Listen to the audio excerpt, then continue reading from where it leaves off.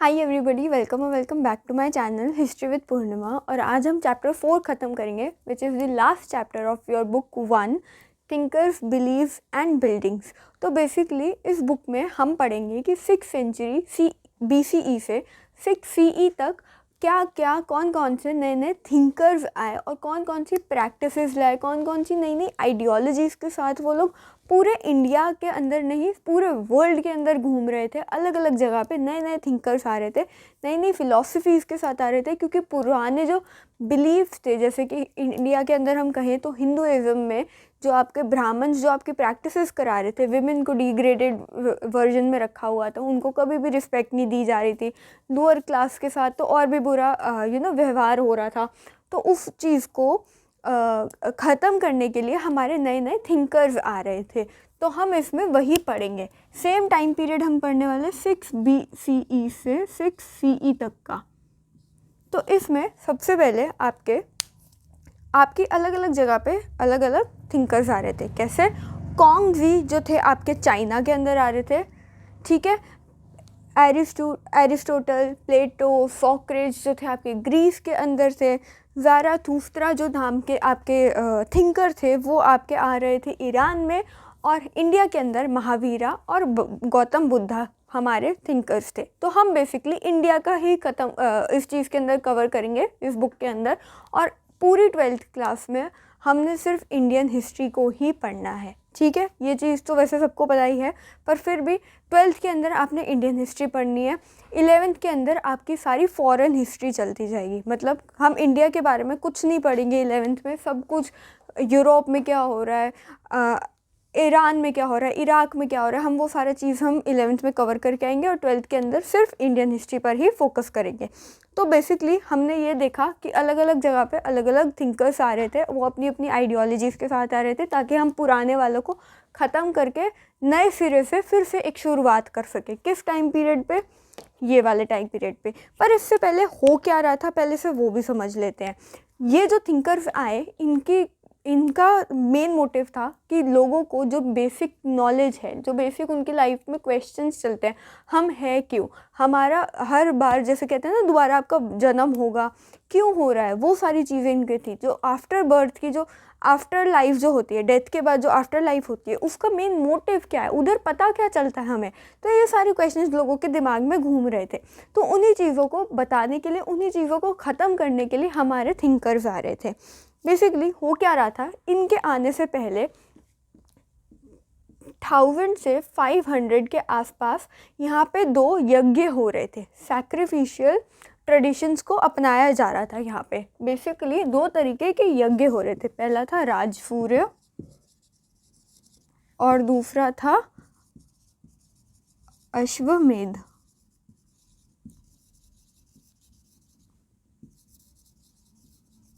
अश्वमेध यज्ञ। तो ये 2 तरीके के यज्ञ थे जो इस टाइम पीरियड पे आपके हो रहे थे।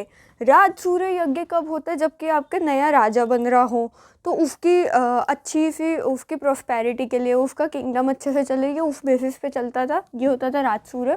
और इसमें क्या होता था? अश्वमेध। इसका मतलब आपका जो हॉर्स है उसको सैक्रिफाइस किया जाता था। एक घोड़ों की रेस होती थी, जो सबसे ज़्यादा आगे जीत जाता था घोड़ा, उसको हम सैक्रिफाइस कर देते थे, ताकि इन रिटर्न भगवान से हमें और ज़्यादा वैसे ही घोड़े मिले। उनको ये नहीं दिख रहा कि तुमने अपना फास्टेस्ट घोड़ा तो सैक्रिफाइस कर दिया, उन्हें ये दिख रहा है हमने उस घोड़े को सैक्रिफाइस करा, ठीक है, अब भगवान इन रिटर्न हमें बहुत सारे वैसे ही तेज़ भागने वाले, तेज़ दौड़ने वाले घोड़े देंगे। ये आपके 2 तरीके के यज्ञ हो रहे थे। मतलब इसके अंदर आपका हॉर्स को सैक्रिफाइस किया जा रहा था, मतलब एक जानवर को मारा जा रहा था। ये चल रहा था आपके इस टाइम पीरियड पे, जो कि गलत चल रहा था। तो धीरे धीरे और लोगों के मन में क्वेश्चंस भी आ रहे थे। क्या क्वेश्चंस आ रहे थे? लाइफ का मीनिंग क्या है, आफ्टर डेथ होती क्या है, उधर होता भी क्या है, क्या हमें सच में जो हमने पहले 2-3 चैप्टर्स के अंदर पढ़ा कि तुम्हारे साथ हम कॉपर मिरर रख रहे हैं, बेड रख रहे हैं, चादर रख रहे हैं, तो क्या उनका यूज़ भी है मरने के बाद या नहीं, वो चीज़ उनका क्वेश्चन चल रहा था। रीबर्थ क्या हमारे कर्मों के बेसिस पर होता है? क्या हमारे जो पास्ट में किए हुए कर्म हैं उनके बेसिस पर ही हमारा रीबर्थ हो रहा है, या हमने जो इस जन्म में कर्म किए उसके बेसिस पे हमारा रीबर्थ होगा? वो सारी चीज़ें उनके क्वेश्चन में चल रही थी। और धीरे धीरे ये जो हमारे थिंकर्स थे वो हमारी पिक्चर के अंदर आए और इन्होंने ये सारी चीज़ों पे बातें करनी शुरू करी। कैसे? उन्होंने कुटाग्रशाला, थोड़े से यहाँ पे नाम बहुत ज़्यादा होंगे, कुटाग्रशाला। बेसिकली कुटाग्रशाला एक जगह होती है जहाँ पे आप सारे बैठ के बातें करते हो, डिबेट करते हो। यहाँ पे क्या होता है, डिबेट्स चलती हैं लोगों के बीच में एक पर्टिकुलर क्वेश्चन को लेके, और धीरे धीरे उस डिबेट्स पे क्वेश्चंस जो आपका आंसर, फाइनल आंसर निकलता है, उसको हम क्वेश्चन को वहाँ पे ख़त्म कर देते हैं। For example cycle of birth and rebirth का क्वेश्चन है, उस पर कोई एक आंसर निकला और उस पर आपने क्लास ख़त्म कर दी, ऐसा सा सीन था। पर सारा टाइम, अब इतने सारे लोग यहाँ पे रहते हैं, इतने सारे लोग, इस कुटाग्रशाला एक प्लेस है जहाँ पे आपके डिबेट होती है। अब यहाँ पे डिबेट्स के अंदर लोग हर टाइम सारे एक ही आंसर पे तो स्टिक नहीं रहते होंगे ना, कुछ के तो ओपिनियंस अलग होंगे। तो उस टाइम पे वो लोग मेजॉरिटी लेते थे, वोटिंग करते थे कि सबसे ज़्यादा वोट्स किस आंसर को मिल रहे हैं, और वो लोग उसी आंसर के साथ चलते थे। बेसिकली कुटाग्रशाला के अंदर आपका ब्रेन वॉश किया जाता था टुवर्ड्स देयर ओल्ड ट्रेडिशंस और बिलीफ्स और प्रैक्टिसेस। मतलब कि जो आपके पुराने ट्रेडिशंस है, बिलीफ्स है, प्रैक्टिसेस चल रही है, उसमें उनका ब्रेन वॉश हो जाता था। नहीं, ये गलत है, गलत है, गलत है, अब हम तुम्हें सही चीज़ बताएंगे। और उनको इतने ब्यूटीफुली उनको मोल्ड कर देते थे कि वो लोग इस नए बिलीफ को मानने में यकीन रखते थे। ये काम था आपका कुटाग्रशाला का, ठीक है।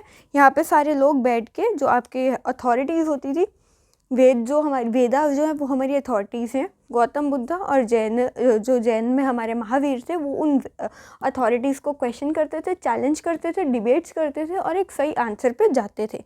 ये सारी जो होती थी आपकी कुटाग्रशाला में, ये काम होते थे। कुटाग्रशाला क्या है? एक प्लेस है जहाँ पे आप डिबेट कर सकते हो एक पर्टिकुलर क्वेश्चन के बीच में। ये क्या स्कूल है? ये कहाँ मिला है हमें? बुद्धिस्ट टेक्स्ट के अंदर। कुटाग्रशाला कहाँ है? बुद्धिस्ट टेक्स्ट्स के अंदर। मतलब ये बुद्धिज़्म के अंदर हमें दिखे, जैनिज़्म के अंदर इन कंपैरिजन शायद ना दिखे। ये चीज़ समझ आई? समझ आई? यहाँ पर और क्या होता है, यहाँ पे फीमेल को भी अलाउ किया जा रहा है, अनटचेबल्स जो है यहाँ पर उनको भी अलाउ करा जा रहा है। यहाँ पे ये चीज़ नहीं दी गई कि नहीं, तुम अगर लोअर क्लास से बिलोंग करते हो तो तुम यहाँ नहीं आ सकते। नहीं, यहाँ पे हर कोई इक्वल है, हर कोई सेम स्टेटस का है, कोई ऊंचा नहीं, कोई नीचा नहीं। यहाँ पे सब चीज़ सबके लिए इक्वालिटी से चली जाएगी, ठीक है।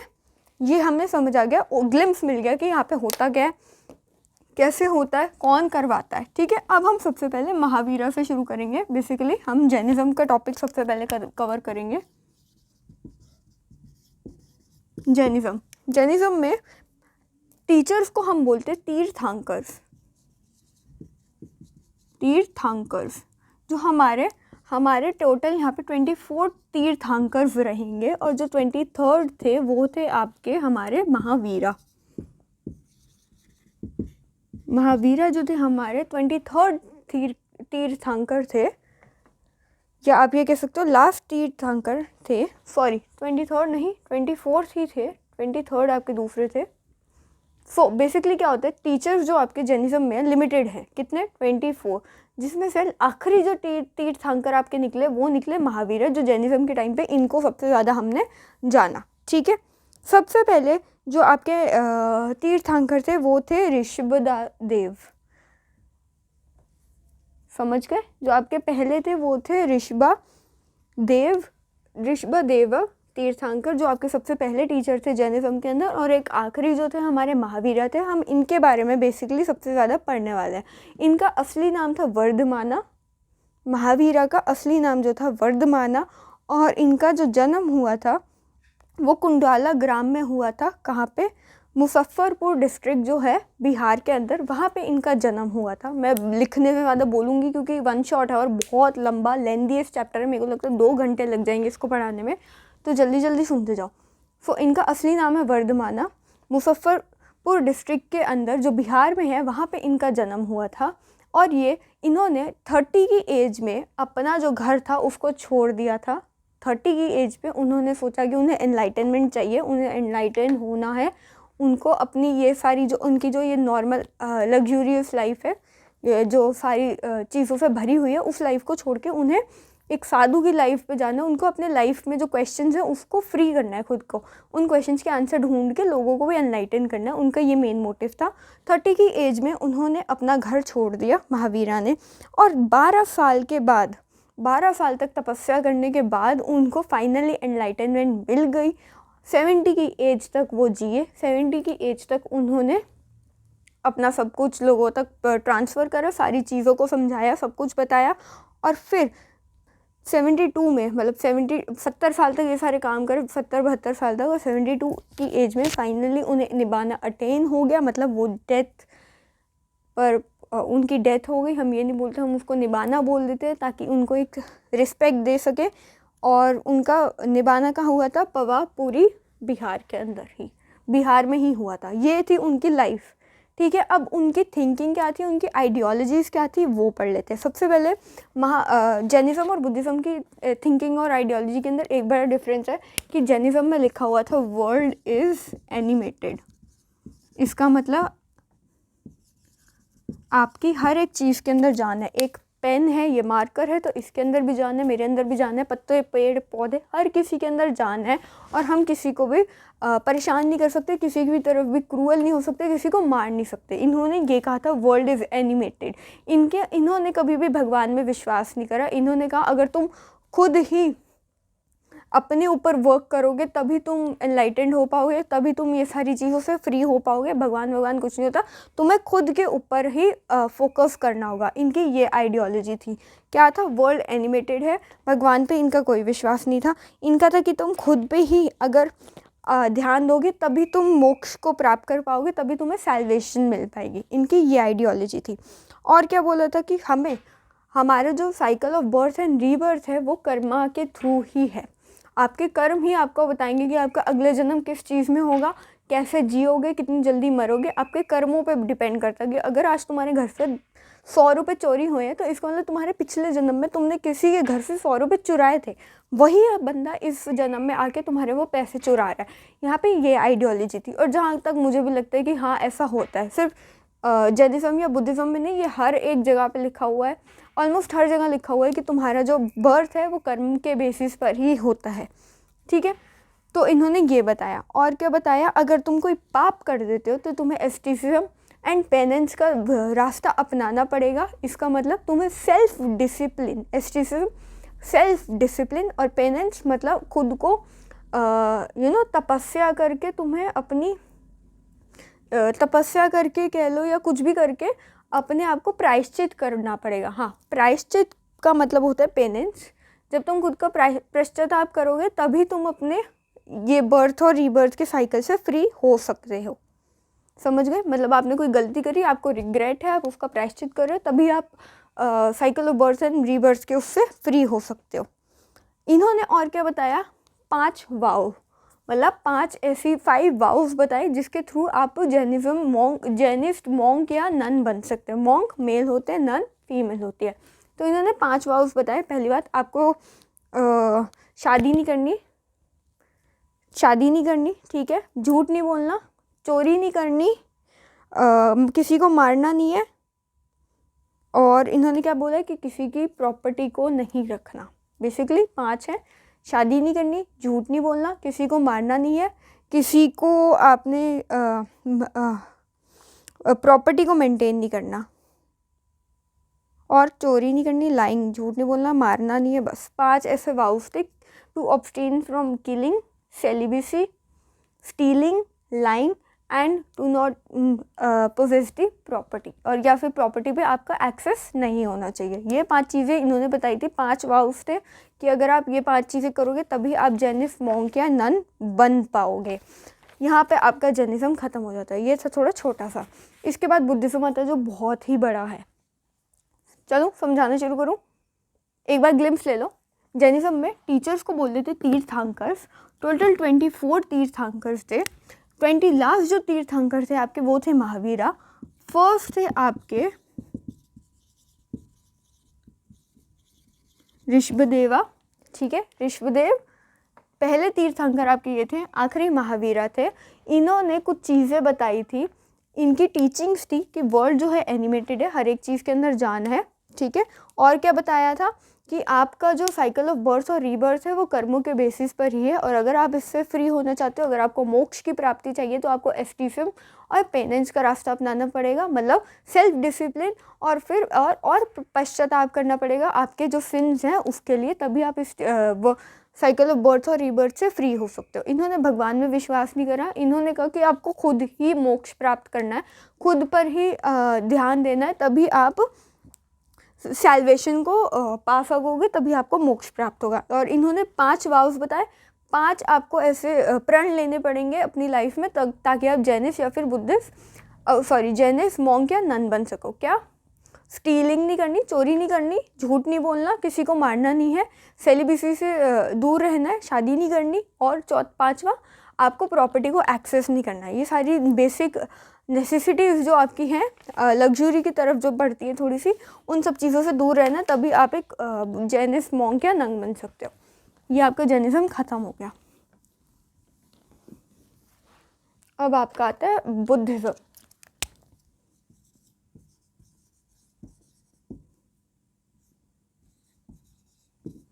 बुद्धिज़्म तो बेसिकली बुद्धिज़्म हमें किसके थ्रू पता चल रहा है? गौतम बुद्धा।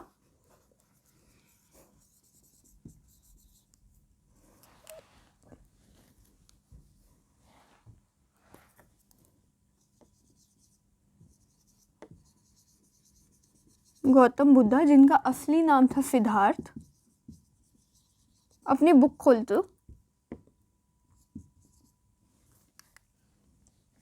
बुक खोल लो अपनी, ठीक है।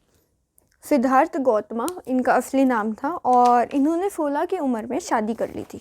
तो अपनी बुक खोल लो, पेज नंबर मैं आपको बता देती हूँ।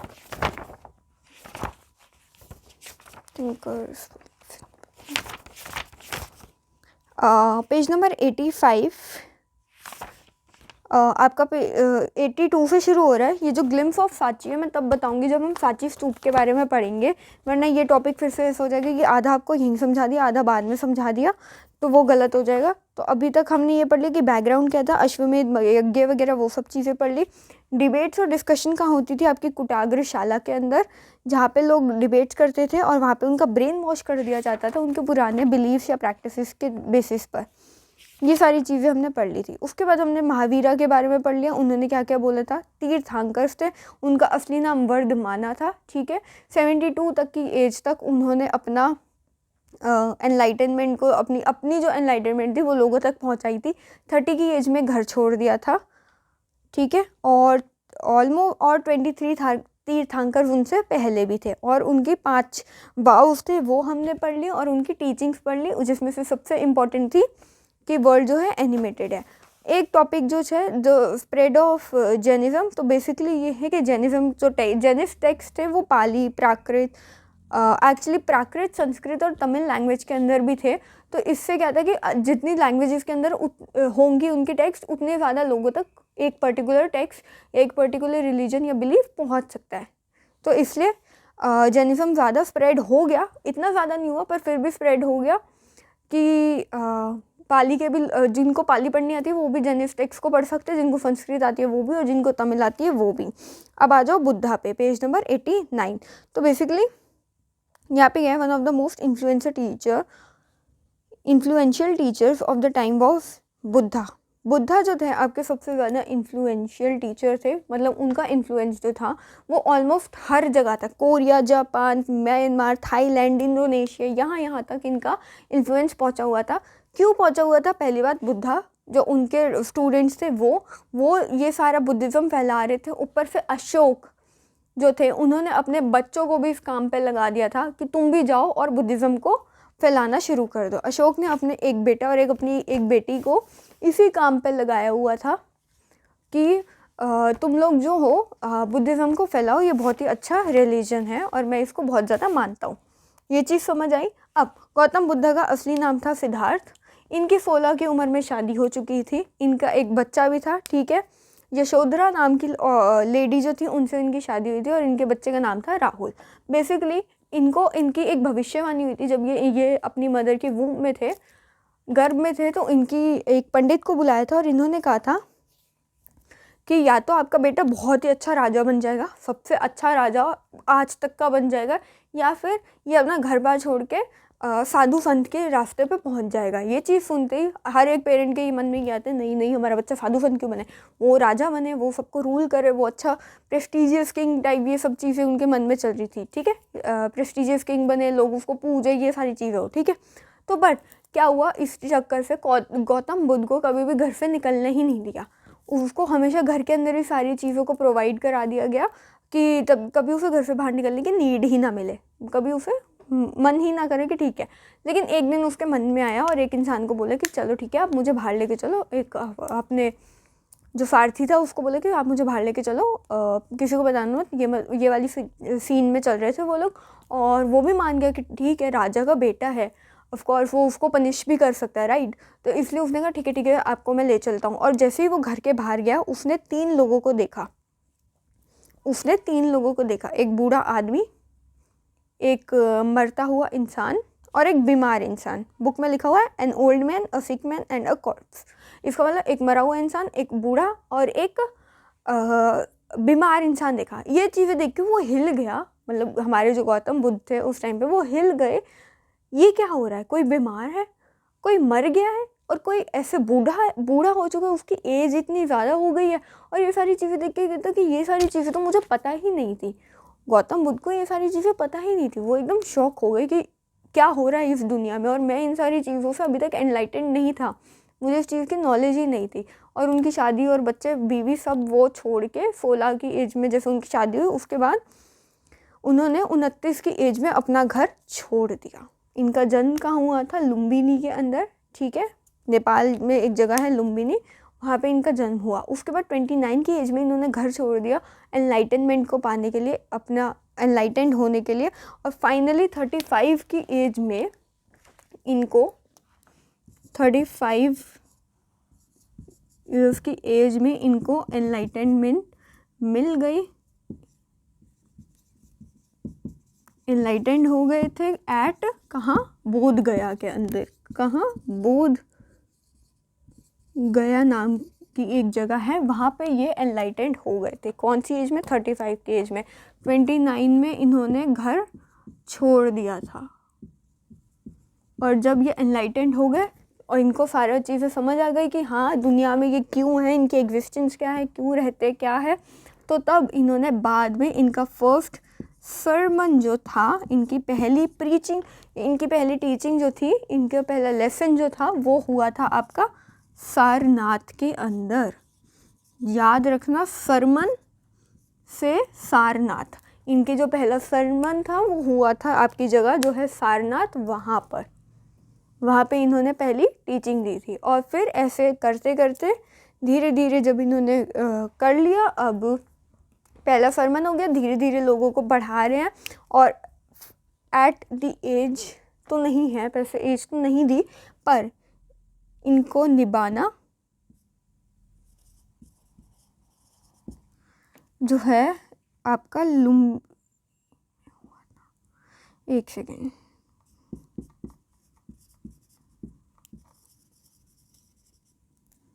कुशीनगर के अंदर इनको निभाना अटेन हो गया था। मतलब इनको डेथ, इनकी जो डेथ थी वो कुशीनगर के अंदर हुई थी। हम उसको डेथ नहीं बोलते, हम उसको बोलते हैं निभाना।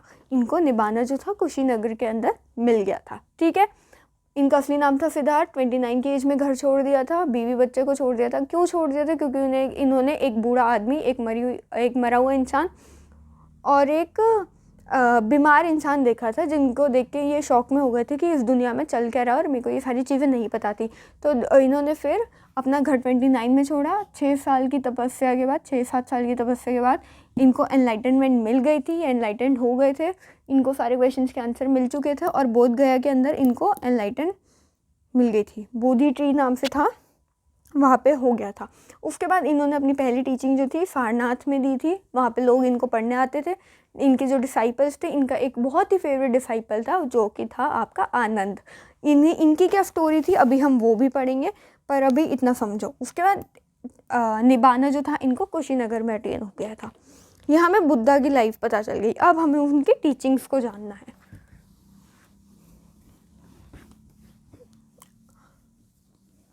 अब हमें उनकी टीचिंग्स को जानना है। बेसिकली बुद्धा की टीचिंग्स जो थी आपकी 3 बास्केट्स के अंदर डिवाइडेड थी, जिनको हम बोलते तिपिटाका,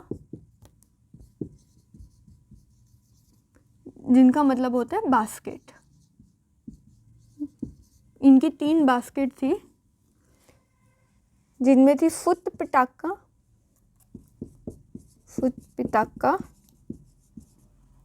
विनय पिटाका, फुत पिटाका, विनय पिटाका एंड अभिधम्मा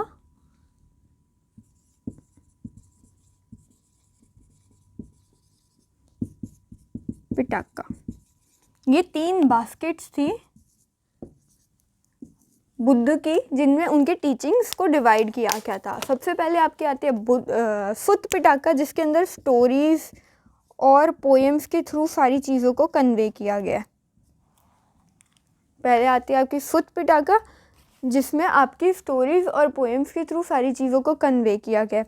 उसके बाद है आपकी विनय पिटाका, जिसके अंदर आपके रूल्स एंड रेगुलेशंस लिखे गए हैं बुद्धिस्ट जो मॉन्क्स हैं या फिर नन्स हैं उनके, कि उनको कैसे अपनी लाइफ जीनी है, कैसे करना है, ये चीज़ भी अभी मैं बताऊंगी। उनकी जो टीचिंग्स है 3 उसके अंदर डिवाइडेड है। तीसरा क्या है, अभिधम्मा पिटाका, इसके अंदर आपके फिलोसफिकल मैटर्स आ जाते हैं।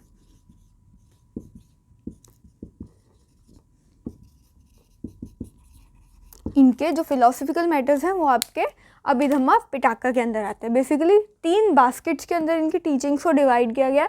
उन 3 बास्केट्स को कंबाइन करके बोलते क्या, टिपिटाका। और 3 बास्केट्स के अलग अलग नाम है, जिसके अंदर अलग अलग चीज़ें दी हैं। 3 होती है, पहली है फुत पिटाका, विनय पिटाका, अभिधम्मा पिटाका। फुत पिटाका के अंदर आपकी स्टोरीज दी है, फुत से स्टोरीज याद रखना, स्टोरीज एंड पोएम उसके अंदर है। विनय पिटाका के अंदर आपके रूल्स एंड रेगुलेशंस दी गए हैं कि कैसे एक मॉन्क या फिर नन को अपनी लाइफ को जीना है। एंड अभिधम्मा के अंदर आपके फिलोसफिकल मैटर्स के बारे में बताया गया है। अब इसकी एक स्टोरी सुन लो। सिर्फ इन्हीं 3 के बेसिस पे नहीं है, अभी 2-3 और भी आएंगे, उनके बेसिस पर भी आपकी जो टीचिंग्स हैं और भी ज़्यादा स्प्रेड हुई हैं। पर आप बुक का पेज नंबर 86 खोल लो, उसमें आपको ऐसे ये बॉक्स दिखेगा। इसके अंदर आपका लिखा हुआ है कि यहाँ पे 3 बास्केट्स होती थी। ओके, उसमें विनय पिटाका के अंदर रूल्स एंड रेगुलेशन है। पैराग्राफ 2 जो है, फुत पिटाका के अंदर आपकी स्टोरीज एंड पोएम्स है। अभिधम्मा के अंदर आपके फिलोसफिकल मैटर्स है। ठीक है, इसके अलावा कौन से टेक्स्ट थे, उधर आ जाते हैं आपके दीपवंश एंड महावंश। वो क्या थे, आपके श्रीलंकन टेक्स्ट थे। मतलब श्रीलंका में भी ये फेमस था ना आपका बुद्धिज़्म, क्योंकि अशोक ने अपने बच्चों को भेजा था, तो वो श्रीलंका भी गए थे और बुद्धिस्ट भी गए थे ऐसे श्रीलंका बुद्धिज़्म को फैलाने के लिए। तो वहाँ पे भी इनके टेक्स्ट लिखे गए, जिनको दीपवंश और महावंश कहते हैं। ये इनके टेक्स्ट है जो कि रीजनल हिस्ट्रीज बताती थी बुद्धिज़्म की। ठीक है, ये पता चल गया। उसके अलावा आपके 2 चाइनीज़ पिलग्रिम्स भी आए, 2 चाइनीज़ ट्रैवलर्स भी आए, जिनका हमने नाम बहुत सुना हुआ है, फाइयान एंड हाउसांग। मुझे उसको प्रोनाउंस करना नहीं आता, जांग मैं लिख ही देती हूँ, छोड़ो। वानजांग, फाइयान तो आता है बट इसमें बार बार कंफ्यूजन होती है। वानजांग नाम के जो थे, ये 2 आपके ट्रैवलर्स थे, जो कि चाइनीज़ ट्रैवलर्स थे। ये चाइना से इंडिया के अंदर आए, बुद्धिस्ट टेक्स्ट को ले गए वापस चाइना और वहाँ जाके इनको ट्रांसलेट करा, ताकि ये लोग भी पढ़ पाएँ और लोगों तक पहुँचा पाए कि क्या लिखा हुआ था। तो ये भी हमारे क्या है, हमारे फोर्सेस हैं, क्या है, जिनके थ्रू हमें पता चल रहा है कि बुद्धिज़्म कैसे फैला था। ये 3 हमारे फोर्सेस हैं। उसके बाद ये वानजांग और फाइयान हमारे फोर्स में आते हैं। क्यों? क्योंकि इन्होंने भी चाइनीज़ के अंदर बुद्धिस्ट टेक्स्ट को ट्रांसलेट करा था। दीपवंश और महावंश श्रीलंका के हैं, जो हमें रीजनल हिस्ट्रीज बताते हैं बुद्धिज़्म की। समझ आ रहा है? और इनको पाली के अंदर लिखा गया था, पर धीरे धीरे इनको संस्कृत के अंदर भी लिखा गया। पाली लैंग्वेज को क्यों इन्होंने सोचा कि इसमें क्यों लिखे? क्योंकि पाली सबसे इजी लैंग्वेज है, ऑलमोस्ट हर किसी को पाली आती है। संस्कृत थी ना सिंपल और हार्ड, जिसमें महाभारत का जो क्रिटिकल एडिशन था उसको सिंपल संस्कृत के अंदर लिखा था, राइट। तो इसलिए पाली को अडॉप्ट किया गया, कि पाली ऑप्ट की गई कि हाँ हम पाली में लिखेंगे। क्यों? सबको ईजिली पढ़ी जा सके, सब ईजिली उसकी पढ़ पाए। ओके, उसके बाद आपका ये कहाँ कहाँ तक फेमस था मैंने आपको पहले भी बताया, वो आपको पता चल जाएगा। नेक्स्ट टू नेक्स्ट पेज कर लीजिए, पेज नंबर आपका 89 में the Buddha and the quest for enlightenment, वहाँ के पहला पैराग्राफ में पता चल जाएगा central Asia, China, Korea, Japan, Myanmar, Thailand, Indonesia, Sri Lanka, यहाँ तक आपका बुद्धिज़्म था, इंडिया के अलावा। समझ आया? अब स्टोरीज़ और पोएम्स के थ्रू हमें पता चल रहा है बुद्धिस्ट की टीचिंग्स क्या है। ठीक है, उनके 4 नोबल रूल्स थे। ठीक है, सबसे पहले कि आपकी जो लाइफ है वो दुखा से भरी हुई है, वहाँ पे ए लिखते हैं, राइट। तो आपकी जो लाइफ है वो दुख से भरी हुई है, वो हमें समझ आता है। पर आप, और ये दुख आपको मिलता कैसे, पेज नंबर 91। ओके, आपकी जो लाइफ है वो दुख से भरी हुई है, सौरों से भरी हुई है, और ये आपको सौरों या फिर दुख जो है वो आपको मिलता कहाँ से, आपके डिज़ायर से। ये सेकंड ट्रूथ बताया। पहला कि life is full of sorrow, first. Second कि आपके डिज़ायर्स के थ्रू ही आपको सौरो मिल रहा है, आपको दुख मिल रहा है। तीसरा, आप अपनी लाइफ से डिज़ायर्स को ही कैंसिल कर दो ताकि आपको दुख ही ना मिले और आपको अल्टीमेट हैप्पीनेस मिल जाए।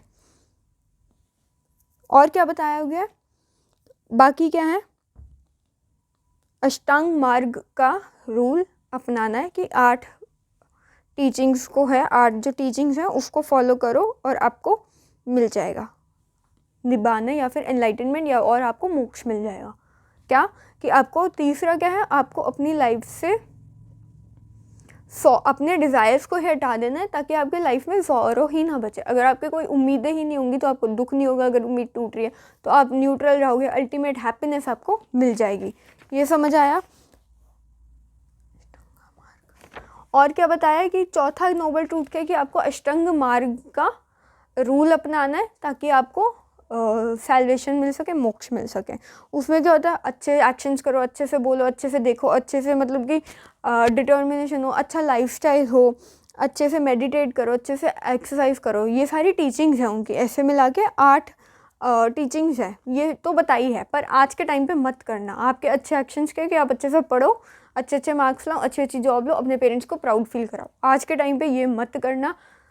पढ़ाना और पढ़ना बहुत ही डिफरेंट होता है, पर करना और भी ज़्यादा डिफरेंट होता है। तो कुछ लोगों को मन में आता है कि ठीक है हम भी पढ़ाई छोड़ देते हैं, यही मार्ग अपना लेते हैं। तो नहीं, आगे सुन लो कि इस मार्ग को अपनाना भी कैसे है। मार्ग अपनाने आसान थोड़ा ना होता है, तो अभी आप देखोगे इसको कैसे अपनाना है। आपको सिर्फ एक कटोरा, एक बाउल लेके चलना है और दिन में सिर्फ 1 या 2 बार ही खाना खा सकते हो। जितना मिल गया उतना खा लो बस। और अब जो मिलेगा उसको भी अकेले नहीं खाना, उसको अपने दोस्तों के साथ जो होंगे ना आपके साथ, जो इस मार्ग पे चल रहे होंगे, उनके साथ डिवाइड करना है। और आपका जो ब्लैंकेट है मिनिमम से मिनिमम 6 साल तक उसको ओढ़ के रखना है। ओढ़ के नफन जैसे लेके नहीं सारा टाइम घूमना गर्मियों में। आपका जो ब्लैंकेट है उसको 6 साल तक यूज़ करना है। तो मार्ग अपनाना भी आसान नहीं होता। आप बस ये करो कि अच्छे से पढ़ो, मार्क्स लाओ। ठीक है, ये थे आपके 4 नोबल ट्रूथ। अब टीचिंग्स पे आ जाते हैं। बुद्धा की टीचिंग्स क्या थी? बेसिकली हम फुट पिटाके के बारे में ही ज़्यादातर इसमें बात करने वाले हैं। रूल्स एंड रेगुलेशंस में मैंने आपको अभी बताया, पर मैं उसको फिर से एक बार क्लियर कर दूँगी। यार रुको, पहले रूल्स एंड रेगुलेशंस ही बता देती हूँ। पेज नंबर 94, सोर्स नंबर आपका 7, उधर आ जाओ। उधर आपका रूल्स एंड रेगुलेशंस बता रखे हैं। क्या? Rules for Monks and nuns. वहाँ क्या बताया कि वहाँ पे जो आपके भिक्खू होंगे, भिक्खू किसको बोलते हैं? मॉन्क को। वो मैं अभी बाद में समझाऊंगी। जो आपके मॉन्क होंगे उसका जो ब्लैंकेट होगा उसको कम से कम 6 साल तक आपको रखना है। हम किसकी बात कर रहे हैं? विनय पिटाका के बारे में। ठीक है, तो आपका जो ब्लैंकेट है उसको मिनिमम से मिनिमम भी 6 साल तक रहना है। अनलेस और अनटिल वो ख़राब हो गया, जल गया, बहुत ज़्यादा ही ख़राब हो गया, फट गया, तो उसको आप चेंज कर लो, वरना 6 साल तक एक ब्लैंकेट को ही आपको रीयूज़ करना है। और क्या बताया है कि वो जो खाना लेने जाएगा वो सिर्फ 2 या 3 बार ही बाउल को अपने भरवा सकता है। मतलब एक बाउल आप यूज़ कर रहे हो, उस बाउल को 2 बार या 3 बार ही भरवा सकते हो। और अगर उससे ज़्यादा बार भरवा दिया तो आपको एक्सेप्ट करना पड़ेगा अपने कन्फेशन रूम में, जहाँ पे जो आपकी कुटाग्रशाला या जहाँ पे वो लोग मोनेस्ट्रीज़ में रहते हैं, वहाँ पे एक्सेप्ट करना पड़ेगा कि हाँ, मैंने 3 बार से ज़्यादा खाना लिया था और अब मैं इसका पश्चाताप करूँगा। क्योंकि आपको 2 बाउल से ज़्यादा उनको नहीं लगता कि आपको खाना खाना चाहिए। 2 बाउल जितना एक दिन के लिए आपका इनफ होता है, पर अगर आपने इससे ज़्यादा लिया है तो आपको पश्चाताप करना पड़ेगा। और क्या बताया कि आपको जो भी मिलेगा हमेशा अपने दोस्तों के साथ उसको शेयर भी करना है, और जहाँ पे आप रहते हैं वहाँ पे अगर आपकी चादर फैली हुई है, कंबल आप उठ गए और कंबल आपका तह नहीं हुआ वो तो भी आपको कन्फेस करना पड़ेगा। उसके लिए भी आपको फिर से माफ़ी मांगनी पड़ेगी कि हाँ, मैंने अपना कंबल तह नहीं किया था। आपको अपने कंबल को भी अच्छे से फोल्ड करके बेड को एकदम सेट करके उठना और फिर राउंड के लिए जाना है। एनलाइटनमेंट जो पानी के लिए आप जाते हो उसको भी फिर आप तभी कर पाओगे। समझ गए? ये था आपका फोर्स नंबर 7। अब आ जाओ टीचिंग्स पे। फुट पिटाका की टीचिंग्स, ये मैंने आपको समझा दिया। अब टीचिंग्स पे आ जाओ। क्या पहली बात क्या है कि कुछ भी परमानेंट नहीं है, कुछ भी कांस्टेंट नहीं है, हर चीज़ टाइम टू टाइम चेंज होती रहती है। बुद्ध की जो टीचिंग है, सबसे पहली चीज़ है नथिंग इज परमानेंट। समझ आ गया? और क्या है? फॉललेस है। ये आपकी पेज नंबर 91 के अंदर दी हुई है।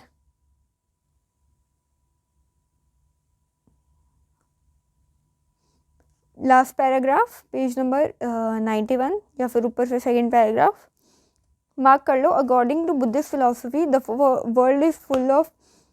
World is transient and constantly changing. ये पहला है। दूसरा, फॉललेस है। तीसरा, यहाँ पे हमेशा दुख है। ह्यूमन एग्जिस्टेंस के अंदर आप जब तक आप जी रहे हो तब तक आपको दुख को फॉलो करना ही पड़ेगा। चौथा, टू अवॉइड दिस, आपको अगर आपको अपनी लाइफ से दुख को हटाना है तो आपको एक मिडल पाथ पे जाना पड़ेगा, जहाँ पे आप क्या करने वाले हो? तपस्या करने वाले हो और अपनी लाइफ के दुख को हटाने वाले हो। समझ गए? पेनेंस, तपस्या, आप तपस्या करो ताकि आपकी लाइफ का दुख हट जाए। एक मिडल पाथ को अडॉप्ट कर लो। उसके बाद क्या है? He regarded social world as a creation of human rather than the divine origin. Basically जो आपका वर्ण सिस्टम है, जिसमें आपका ब्राह्मण, क्षत्रिय, वैश्य, शूद्र बताया हुआ है, वो क्या है? एक ह्यूमन क्रिएटेड चीज़ है, ह्यूमन क्रिएशन है रादर देन डिवाइन ओरिजिन। कि ये भगवान ने नहीं बनाया, ये ह्यूमंस ने ही अपनी बेसिकली नीड्स के अकॉर्डिंग बनाया था, कि ह्यूमन ही अपने अकॉर्डिंग बना रहे थे। तो इसको इतना रिजिड नहीं होना चाहिए, थोड़ा सा फ्लेक्सिबल हो सकता है, पर ह्यूमन करना चाहे तो उन्होंने ये बता रखा है। समझ रहे हो? और क्या बता रखा है? कि आपके सही एक्शंस, आपके सही कर्म ही आपको cycle of rebirth and birth से छुटकारा पा सकते हैं। सबसे पहले क्या बता रखा है? कि कोई भी चीज़ परमानेंट नहीं है, फॉललेस है। उसके बाद आप जब तक जी रहे हो आपकी लाइफ में हमेशा सॉरो होगा ही। तो अगर उस चीज़ को हटाना है तो आप एक मिडल पार्ट पे जाओ, तपस्वी के मार्ग पे चले जाओ, तपस्या करना शुरू कर दो। आपका चीज़ें, आपकी लाइफ से आपका दुख जो होगा वो हट जाएगा। उसके बाद क्या बता रखा है? कि ये जो क्रिएशन है ना, वर्ण की जो क्रिएशन हुई है वो ह्यूमन क्रिएटेड चीज़ है, वो कोई भी डिवाइन ओरिजिन नहीं है। तो अगर इंसान चाहे तो उसको अपनी मर्ज़ी से चेंज भी कर सकता है या उसको फ्लेक्सिबल भी कर सकता है, जो करना चाहे वैसे कर सकता है, पर वो करता नहीं है अपनी लालच की वजह से। ठीक है? और क्या बता रखा है लास्ट? कि अगर आपके कर्म सही हैं तो आप साइकिल ऑफ बर्थ और रीबर्थ से छुटकारा पा सकते हो, आपको मोक्ष मिल जाएगा। ये थी टीचिंग्स। और 5 मॉरल रूल्स, उनके 5 मॉरल रूल्स क्या थे? पहला, कभी भी वायलेंस नहीं करना, किसी को भी मारना नहीं है। दूसरा, किसी की भी प्रॉपर्टी पे हक नहीं जताना, फालतू में आगे बोलो ये मेरी प्रॉपर्टी है, मेरी प्रॉपर्टी, निकलो यहाँ से, वो चीज़ नहीं करनी। आप किसी की भी प्रॉपर्टी पे हक मत जताओ, झूठ मत बोलो, कोई भी ड्रग्स वगैरह या फिर कुछ भी गलत चीज़ों को लो मत, उनका कंज्यूम ना करो, इंटॉक्सिकेंट्स का जो है कंज्यूम ना करो। और क्या बताया है, कभी भी किसी को धोखा मत दो, कभी भी किसी को धोखा मत दो। ये थे उनके 5 मॉरल रूल्स। समझ आ रहा है?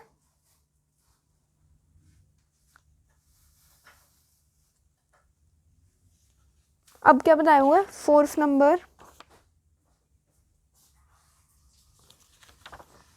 एक दो 4 समझा दूँ, अगर कोई काम के हैं तो मैं वो 4 आपको समझा देती हूँ, 1 मिनट। ओके, 4 नंबर 5, उसके अंदर क्या बता रखा है, फुट पिटाका का ही एक सोर्स है, स्टोरी है, उसके अंदर क्या बता रखा है, सिंगला नाम का एक हेड है, उसको क्या बताया कि तुम्हें कैसे अपने लोअर जो लोग हैं, आपके जो नीचे लोग हैं, उनको कैसे ट्रीट करना चाहिए। तो सबसे पहले बताया कि आपको अपने एम्प्लॉयज़ और आपके जो सर्वेंट्स हैं उनको उनकी तरफ लुक आफ्टर करना चाहिए, उनको देखना चाहिए, उनको किसी चीज़ की ज़रूरत तो नहीं है, ये सारी चीज़ें बता रखी है। क्या बताया हुआ है, उनको जो काम है उनकी स्ट्रेंथ के अकॉर्डिंग ही असाइन करे। अगर एक कारपेंटर है तो उसको कारपेंटर वाला काम ही दे, उसको ये ना बोले कि जाके फ्रिज बनाना शुरू कर दे, फ्रिज के अंदर के जो मैकेनिज़्म है वो ठीक कर दे, उसको ये मत कहो, उसको बोलो फर्नीचर बनाए, उसको बोलो स्टूल्स वगैरह बनाए। एक अगर आपका बार्बर है, अगर कोई बाल काटता है, उसको ये मत बोलो जाके जूते ठीक करे, मोची को बोलो। तो वो कह रहे हैं कि आप जो स्ट्रेंथ है उसके अकॉर्डिंग ही लोगों को काम दे, उससे अलग जाके काम ना दे जो वो कर ही ना पाए, जिससे दोनों ही चीज़ें ख़राब हो जाए, ये बताया हुआ है। उनको time to time food offer करें, उनको खाना दे, बीच बीच में लंच ब्रेक्स दे, उनको खाना दे, अगर वो नहीं लाए उनके साथ अच्छा ट्रीटमेंट करें, उनको सिक लीव दे, अगर वो बीमार है तो उनको छुट्टी दे कि कोई बात नहीं तुम ठीक हो जाओ फिर आ जाना काम पे। और क्या बताया हुआ है, धीरे टाइम टू टाइम लीव देनी है, और उनकी सिकनेस है अगर वो बीमार है तो उनको अच्छे से ट्रीट करना है, ये बताया हुआ है। और क्या बताया हुआ है, जो आपका गृहपति है, बेसिकली जो आपका घर का हेडमैन है, उसी को यह सारी चीज़ों को लुक आफ्टर करना पड़ेगा। अगर कोई नन या फिर मॉन्क उसके घर पे आ रहा है खाना मांगने, भिक्षा मांगने, तो तब भी उसको उन सारी चीज़ों के लिए हाँ करनी होगी। कभी भी उनको ठुकराए ना कि नहीं यहाँ खाना नहीं है चले जाओ यहाँ से, उनको कभी भी डिसरिस्पेक्ट ना करें, हमेशा उनको रिस्पेक्टफुली ट्रीट करें, और उनको अगर वो घर पे आ रहे हैं खाना मांगने तो उनको अच्छे से खाना दें। ये बता रखा है आपके 4 नंबर 5 के अंदर। अब next, follower of Buddha, page number 92। Duster कहाँ है?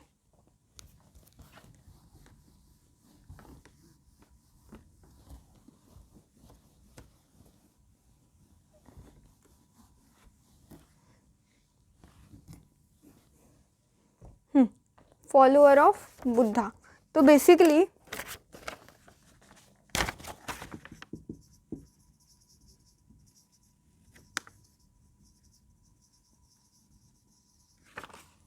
बुद्धा का जो कम्युनिटी थी जहाँ पे सारे लोग एक बुद्धिज़्म को फॉलो करते हैं, उसको बोलते हैं संघ। उसको क्या बोलते हैं, संघ। बुद्धा की जो बुद्धिज़्म को बेसिकली लोग फॉलो करते हैं उसको बोलते हैं संघ। अब क्या है, एक सेकेंड,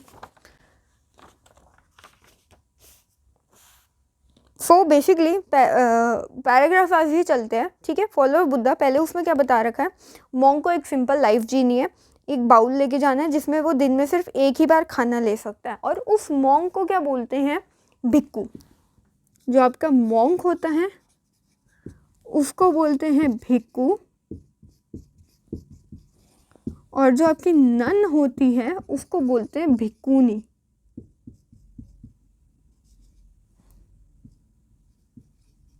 नन को बोलते हैं भिक्खुनी, मॉन्क को बोलते हैं भिक्खू। तो बेसिकली पहले क्या थे कि सिर्फ आपके मॉन्क्स ही होते थे, मतलब सिर्फ आपके भिक्खूज ही होते थे, भिक्खुनीज नहीं होती थी। पर धीरे धीरे जो आनंद थे, बेसिकली बुद्धा के जो फेवरेट डिसाइपल थे आनंद, उन्होंने बोला कि नहीं, हमें फीमेल्स को भी अलाउ करना चाहिए कि वो बुद्धिज़्म को प्रैक्टिस कर सके, बुद्धिज़्म को फॉलो कर सके।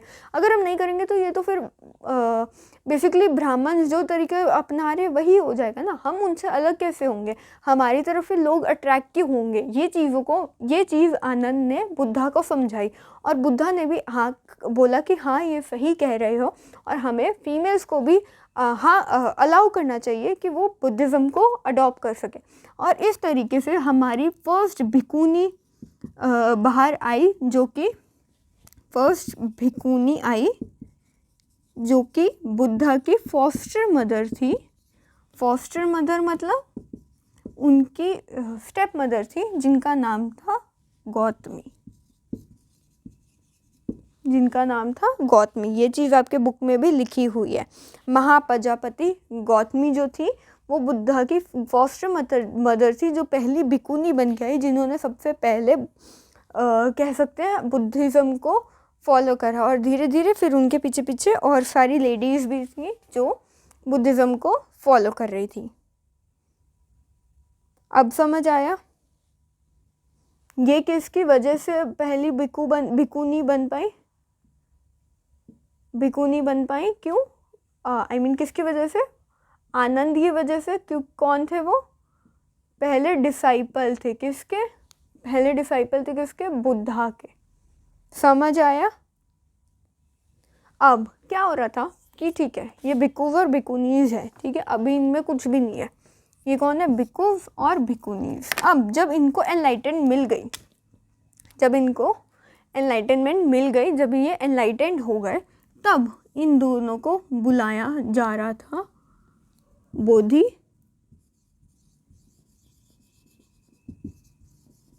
सत्ताज। अभी क्या है, ये क्या है, भिक्खुज और भिकुनीज जो है बुद्धा के अंडर है, सारी चीज़ों को सीख रहे हैं, एनलाइटनमेंट गेन करने की कोशिश कर रहे हैं। जब वो एनलाइटनमेंट गेन कर लेंगे तो उनको बुलाएंगे हम बोधिसत्तास, मतलब वो भी टीचर्स बन जाएंगे बुद्धिज़्म में, वो भी आगे लोगों को एनलाइटनमेंट दे सकते हैं, उनको हेल्प कर सकते हैं उस पार तक पहुंचने में। समझ गए। बोधिसत्तास कौन होते हैं, बेसिकली टीचर्स होते हैं जो एनलाइटनमेंट गेन करने के बाद बनते हैं। भिक्खुज और भिकुनीज कौन होते हैं, स्टूडेंट्स। ये कौन है आपके, स्टूडेंट्स। बट जब ये लोग एनलाइटनमेंट गेन कर लेते हैं तो उसके बाद इनको बुलाते हैं बोधिसत्तास, जो कि टीचिंग्स प्रोवाइड कर सकते हैं लोगों को। समझ गए। अब बुद्धिज़्म में सब कुछ इक्वल है, कोई कास्ट क्लास जेंडर वगैरह कुछ नहीं है, फीमेल हो मेल हो लोअर क्लास हो अनटचेबल हो किंग हो, सारे इक्वल हो, किसी को भी गलत ट्रीट नहीं कर सकते, आप सारे इक्वल होते हैं। अब आप लोग यहाँ पे डिस्कशन कर रहे हैं मोनेस्ट्रीज़ के अंदर, ठीक है, मोनेस्ट्रीज़ के अंदर आप लोग डिस्कशंस कर रहे हैं, सब कुछ कर रहे हैं, तब भी कोई फ़र्क नहीं पड़ रहा कि आप कौन हैं। आप एक पर्टिकुलर क्वेश्चन पे डिस्कशन कर रहे हैं, पहले कोशिश करेंगे कि सब एक कॉमन आंसर पे निकल जाए, पर अगर वो लोग कॉमन आंसर पे नहीं निकल पाते तो फिर वहाँ पे वोटिंग की जाती है और फिर जो मेजॉरिटी में होता है उसी चीज़ को हम लोग सही मानते हैं। समझ गए। ये होता था आपके बुद्धिज़्म के अंदर। भिक्खुज और बेसिकली संघ बोलते हैं ग्रुप को, जो बुद्धिस्ट ग्रुप होता है उसको हम संघ बोलते हैं। उधर मॉन्क्स भिक्खुज और भिकुनीज बैठ के सारे बातें कर रहे होते हैं अपने टीचर्स के साथ। भिकुनीज पहले नहीं होती थी, आनंद की वजह से भिकुनीज हमारी लाइट के अंदर आई, क्योंकि उन्होंने कहा कि हम फीमेल्स को भी अलाउ करते हैं, वरना हम तो ब्राह्मण जैसा ही गलत काम कर रहे हैं। तो फिर जब ये लोग स्टूडेंट्स होते हैं, जब इनको एनलाइटनमेंट मिल जाती हैं तो इनको बुलाते हैं हम बोधिसत्तास, जो कि टीचर्स बन जाते हैं और आगे जो स्टूडेंट्स होते हैं उनको एनलाइटनमेंट दे सकते हैं। पर जब तक वो लोग भिक्खुज और भिकुनीज होते हैं, इनको परमिशन नहीं होती कोई भी चीज़ ट्रांसफ़र करने की, कोई भी नॉलेज को ट्रांसफ़र करने की परमिशन नहीं होती।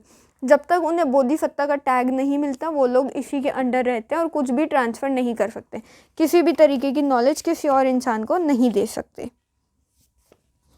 समझ आया। फोर्स नंबर 7 मैंने आपको बता दिया उसके अंदर क्या होता था, ठीक है। अब आ जाओ स्तूपास।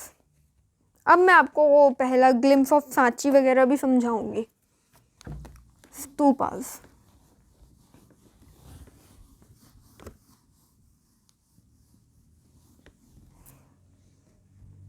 तो ओके,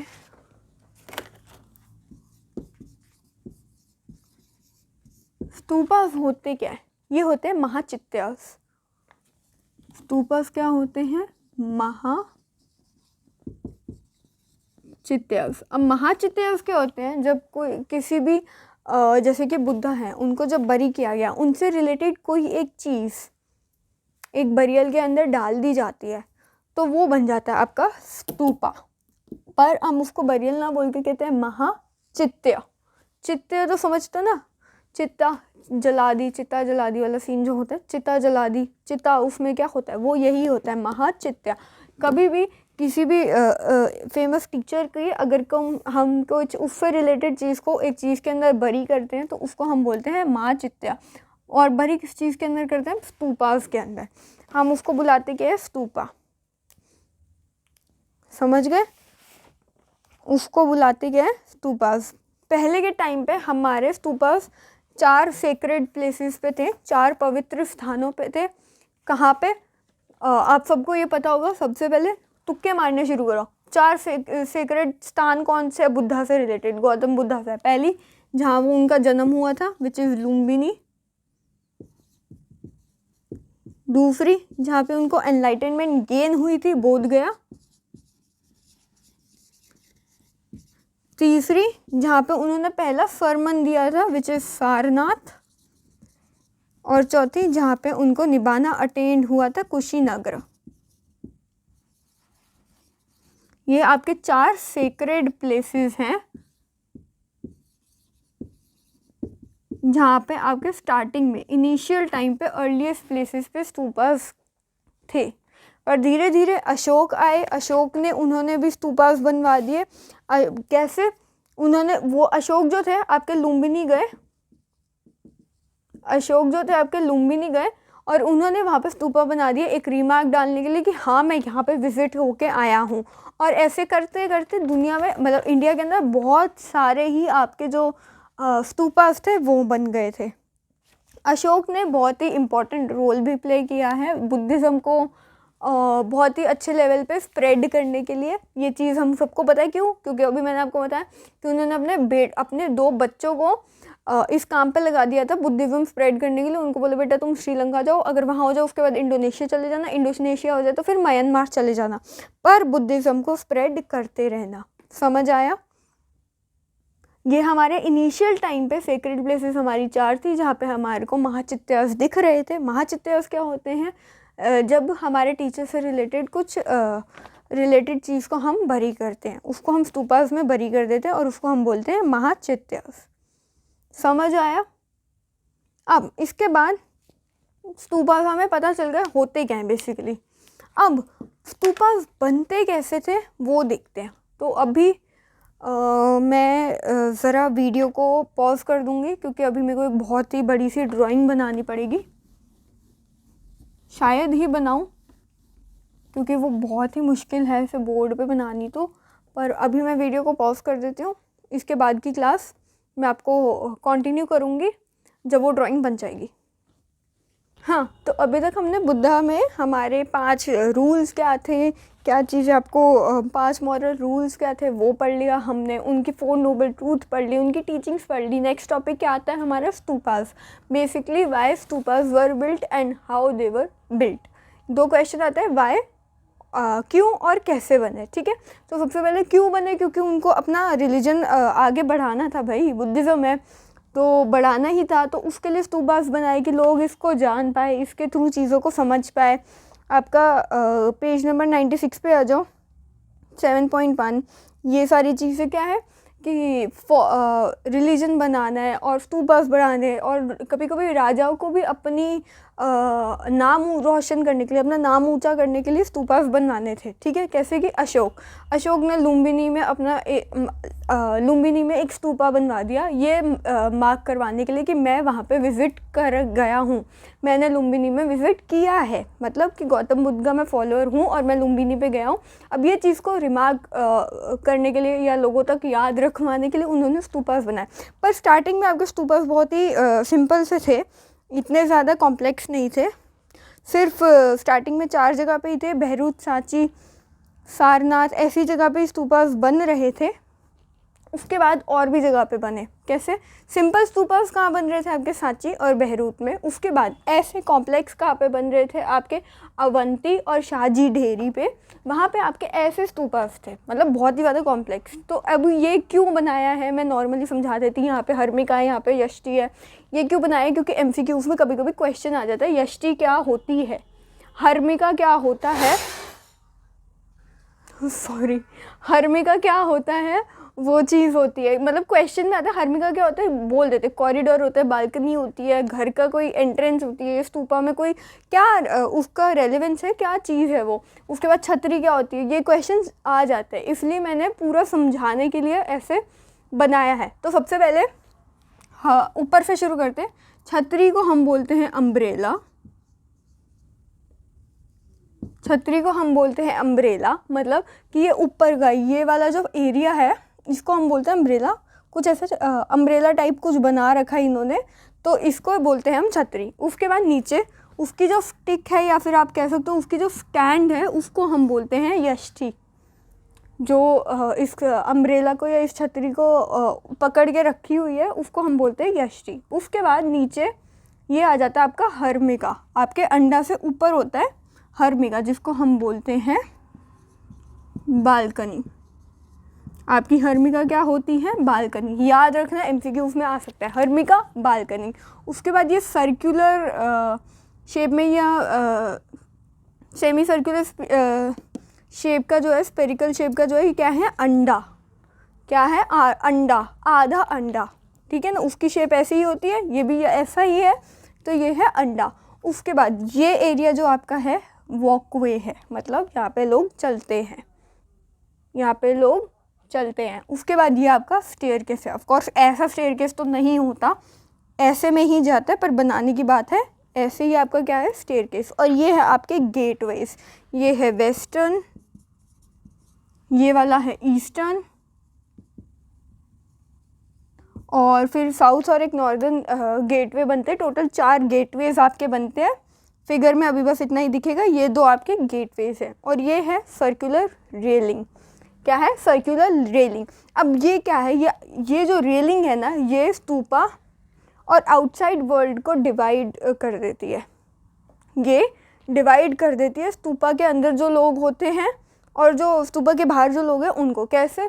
जब आप अंदर जाओगे आपको एक पॉजिटिविटी दिखेगी, आपको एक अलग ही एनवायरनमेंट फील होगा, अलग ही हवा में अलग ही आपको कुछ फील होने लगेगा और एक पॉजिटिव वाइब्स आपके अंदर आ जाएंगी। तो ये सर्कुलर रेलिंग बेसिकली आपकी जो बाहर का वर्ल्ड है उससे आपको अलग कर देती है और अंदर एक पॉजिटिव वाइब्स देती हैं। तो ये है आपका स्तूपा। ये कहाँ बन रहे थे? आपके अमरावती और शाहजी ढेरी पर ऐसे स्तूपास आपको बनते हुए दिख रहे थे। स्टार्टिंग में सिंपल थे, 4 गेटवेज बनाओ, एक अंडा बनाओ और थोड़ी सी हर्मिका या छतरी बनाओ, ख़त्म हो गया। पर धीरे धीरे ऐसे कॉम्प्लेक्स कर दिए, उसके ऊपर नक्काशियाँ करनी शुरू कर दी। अभी आप देखोगे आगे पेज नंबर 99 के अंदर ये आपको गेटवे की ही चीज़ बताई हुई है। ये देख सकते हो कितना ज़्यादा इसके ऊपर काम कर रखा है। आप ये देखो पेज नंबर 98 पे ये सारा क्या है? ये आपका गेटवे है। क्या गेटवे है? क्या इसके ऊपर क्या कर रखा है इन्होंने? सारा अच्छे से सारा काम कर रखा है। इसके ऊपर ड्राइंग्स बना रखी है, रिचुअल्स, कुछ रिलीजन से रिलेटेड चीज़ें बना रखी है। तो धीरे धीरे क्या हो रहा है? कॉम्प्लेक्स हो रहे हैं हमारे स्तूपास। तो अब हमने सांची का स्तूपा देखा, बहुत ही सिंपल सा है। ये वाला है अमरावती और शाहजी ढेरी का। अब नेक्स्ट आता है अमरावती का जो स्तूपा था वो ख़राब क्यों हो गया? फेट ऑफ अमरावती जो हम कहते हैं, अमरावती का जो स्तूपा था वो बच क्यों नहीं पाया जैसे कि सांची बचा हुआ है। सांची को हम अच्छे से देख सकते हैं, राइट? वो कितना अच्छा है अभी भी। पर अमरावती में बहुत ही थोड़े से रूइंस बचे हुए हैं, मतलब नीचे का ये एरिया बचा है, इसके ऊपर का तो सारा स्तूपा ही आपका गायब हो गया। क्यों हो गया? 1796 के अंदर एक लोकल राजा ने इसके ऊपर सोचा कि मैं बना देता हूँ मंदिर। क्यों बना देता हूँ? क्योंकि जब हमें अमरावती का स्तूपा मिला, लोगों को बुद्धिज़्म या इससे रिलेटेड चीज़ों की इम्पोर्टेंस पता ही नहीं थी, लोग जानते ही नहीं थे बुद्धिज़्म को इतना ज़्यादा। तो हमें ये इसके टाइम पीरियड से पहले ही मिल गया, मतलब जब तक लोगों को इसकी नॉलेज होती है उससे पहले हमें अमरावती का स्तूपा मिल गया। और ऑफ कोर्स राजा ने फिर ये सोचा कि ठीक है, मेरे पास सामान पड़ा ही है, गेटवेज है, पत्थर है, सारी चीज़ें हैं, इसके ऊपर मैं टेम्पल बना देता हूँ। क्या बना देता हूँ? टेम्पल। उसके बाद फिर क्या हुआ, हमारे जो कॉलिन मैकेंजी थे वो आए, उन्होंने, वो एक क्या है, स्कॉलर हैं वो ना, है ना, स्कॉलर हैं वो भी ऐसी ही हैं। तो उन्होंने क्या करा कि अमरावती के स्तूपा को ऑब्जर्व करा और देखा ये बहुत ही एक इम्पॉर्टेंट चीज़ है, एक रेलिवेंट चीज़ है इंडिया के लिए, इंडिया के लिए भी, और वैसे भी एक हिस्टोरिकल साइट भी हो जाती है, ये हमारे लिए एक मॉन्यूमेंट है ऑफ कोर्स। तो मॉन्यूमेंट या जो भी बोलो, आर्कियोलॉजिकल चीज़ हमें मिल गई है। तो उन्होंने क्या करा, इस स्तूपा को ऑब्जर्व करा, सारी चीज़ें पढ़ी और उसके ऊपर एक रिपोर्ट तैयार करी और उन्होंने अपनी हायर अथॉरिटीज़ को सबमिट कर दी अमरावती की रिपोर्ट। पर उन्होंने कहा ये फालतू बोल रहा है, इसकी बातों को ध्यान मत दो। उन्होंने उस रिपोर्ट को साइड कर दिया और फिर से एक बार जब हमारे कॉलिन मैकेंजी ने कोशिश करी स्तूपा को बचाने की, वो नहीं बच पाई क्योंकि हायर अथॉरिटीज़ ने उनको पूछा ही नहीं, उनकी बातों को इम्पोर्टेंस नहीं दी। फिर वॉल्टर इलियट नाम के एक आए, पेज नंबर आपका 98 पे, वॉल्टर इलियट, 13 पैराग्राफ, 1854 के अंदर आए और उन्होंने देखा वाह ये बहुत अच्छा बना हुआ है, ये वो, और इसके गेटवेज, इसका थोड़ा सा सामान उठा के ले गए अपने साथ मद्रास। उन्होंने ये नहीं सोचा कि इसको इधर ही प्रिजर्व करके रखना चाहिए, आगे आने वाली जनरेशन तक पहुंचना चाहिए, उन्होंने ऐसा कुछ नहीं सोचा, इसके सारे सामान उठाया और इसको अपने साथ मद्रास ले गए।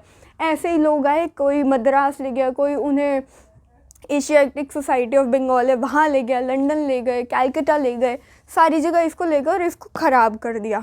ठीक है, अब फिर उसके बाद हमारे आए स्टोरी के अंदर H.H. कोल। कौन? आर्कियोलॉजिस्ट हमारे जो थे H.H. कोल, वो आए और उन्होंने कहा कि जो इस चीज़ को चुराने आए हैं उनको ये बोलना चाहिए था, मतलब जैसे वहाँ पे जो राजा है, जो हमारे राजा है, या इसके बाद भी जो हमारी अथॉरिटीज़ अमरावती को रूल कर रही है, तो उनको बोलना चाहिए था कि अगर तुम्हें स्तूपा पसंद आए तो इसकी प्लास्टर कॉपी लेके जाओ, इसके ओरिजिनल चीज़ें उठा के मत ले जाओ जो कि अब हमें लंदन में या कहीं और मिल रही हैं। वो चीज़ें ऐसे मत करो, तुम उन्हें बोलो कि तुम इसका प्लास्टर कॉपी बनाओ, इसकी एक कॉपी बनाओ और वो अपने साथ ले जाओ, असली यहीं रहेगा। ये चीज़ उनको करनी थी, जो H.H. कोल ने बताया कि इनको ऐसे करना चाहिए था, पर उन्होंने नहीं, उन्होंने क्या, जो लोग वहाँ पे थे उन्होंने ऐसा कुछ नहीं करा, उनको इसकी इम्पोर्टेंस या फिर रेलेवेंस पता ही नहीं थी, इसलिए ये यहाँ से ख़त्म हो गया। इस रीज़न से हमारा अमरावती जो था ख़त्म हो चुका था, अमरावती बचा ही नहीं, उसके बस कुछ रूइंस बचे हुए थे। समझ आया? सबसे पहले 1796 के अंदर हमारे लोकल राजा है जो इस पे टेम्पल बनाना चाह रहे थे। उसके बाद कॉलिन मैकेंजी आए जिन्होंने ट्राई करा इसको बचाने का, कैसे, एक रिपोर्ट तैयार करी, अथॉरिटीज़ को दी, उन्होंने रिजेक्ट कर दी। उसके बाद हमारे वॉल्टर इलियट आए और उन्होंने इसके गेटवेज, इसका सारा जो सामान था वो अपने साथ मद्रास ले गए। वैसे ही और भी लोग आए, मद्रास ले गए, कोलकाता ले गए, एशियाटिक सोसाइटी ऑफ बंगाल ले गए, और कहाँ ले गए, लंदन ले गए, ऐसी 4 जगह पे इसको ले गए। उसके बाद हमारे फिर से H.H. कोल आए जिन्होंने इसके लिए एक एडवाइस करी कि तुम्हें, जो वहाँ पे अथॉरिटीज़ हैं उनको एडवाइस करी कि तुम्हें इसकी प्लास्टर कॉपी देनी चाहिए, इसकी ओरिजिनल कभी भी लोगों को नहीं देनी चाहिए। अगर उनको इतना ही पसंद आ रहा है तो उन्होंने बोलो कि कॉपी ले जाए, असली नहीं जाएगा यहाँ से। ये चीज़ें थी जो लोगों को करनी चाहिए थी ताकि ये स्तूपा बच पाए, पर अमरावती की कह सकते किस्मत ही ख़राब थी, अमरावती के स्तूपा की भी, कि ये नहीं बच पाया। इसके बाद सांची का स्तूपा क्यों बच गया? अब नेक्स्ट क्वेश्चन यही है ना कि सांची का जो स्तूप है वो क्यों बच गया पर अमरावती नहीं बचा? क्योंकि पहली बात, सांची हमें मिला 1818 में, मतलब आप टाइम देख सकते हो, ये मतलब इस टाइम पीरियड से भी पहले मिल गया था, 1796 से भी पहले हमें स्तूपा मिल गया था। तो सोचो इतने सालों में तो इस स्तूपा को ख़राब होना ही था। 1818 में जब हमें सांची का स्तूप मिला तब तक लोगों को बुद्धिज़्म की इम्पोर्टेंस पता थी, तब तक लोगों को पता चल गया था कि स्तूपास क्या है और उनकी क्या इम्पोर्टेंस है एक रिलीजन जो बुद्धिज़्म है उसके अंदर। तो लोगों ने उसको बचाना शुरू कर दिया। उसके बाद वहाँ पे अब आ जाओ अपने पेज सबसे पहले जो बुक का है आपका चैप्टर का 82, वहाँ पे ग्लिम्स ऑफ सांची जो दे रखा है, यहाँ बताया है कि कैसे सांची बचा आपका ओरिजिनली। यहाँ पे 2 बेगम थी, शाहजहान बेगम और सुल्तान जहान बेगम, दोनों माँ बेटियाँ थी। इन्होंने मिलके सांची के स्तूप को बचाया।